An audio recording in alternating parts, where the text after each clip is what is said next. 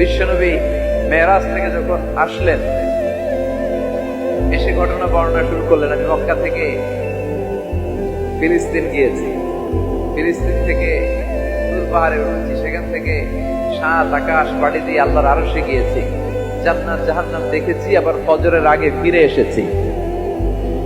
আবু জাহেল, উতবা, সাইবা, ওয়ালিদ ইবনে মুগিরা চান্স পেয়েছে।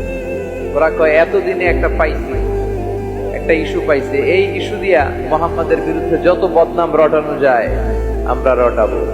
সর্বপ্রথম যে ধরছে বিশ্বনবীর সাহাবী আবু বকর, যে বলে আবু বকর দেখো তোমার বন্ধু এতদিন যা বলতো মেনে নিতাম, আজকে সে কি বলে, সে তো পুরো পাগল হয়ে গিয়েছে, নাউজুবিল্লাহ পড়ে।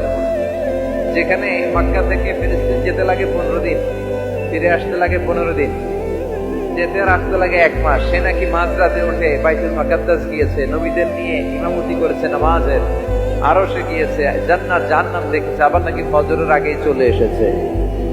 এটা কেমন পাগলামির কথা বলো তো? সাইয়েদনা আবু বকর বললেন, আমার রাসূল কি আসলে এই কথা বলেছে? আবু জাহেল, উতবা, সাইবা বলে, হ্যাঁ, তোমার নবী, তোমার মুহাম্মদ এই কথাই বলেছে। সাইয়েদনা আবু বকর বলেন, বিশ্বনবী যদি এটা বলে থাকেন তাহলে বিশ্বনবী সত্য বলেছে। আমার নবী বলে থাকলে সত্য বলেছে, তিনি মিথ্যা বলতে পারে? as-sadiq al-amin, সত্যবাদী, the trustworthy personality, সবচেয়ে বিশ্বাসী মানুষ, তিনি কখনো মিথ্যা বলতে পারে?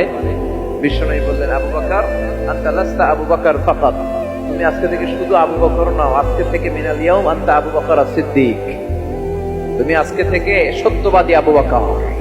সেদিন থেকে তিনি as-সিদ্দিক উপাধি পেয়েছেন। সিদ্দিক মানে যিনি সত্য গ্রহণে, সত্য প্রকাশে, সত্যের ব্যাপারে আপোষহীন। সুবহানাল্লাহ পড়েন।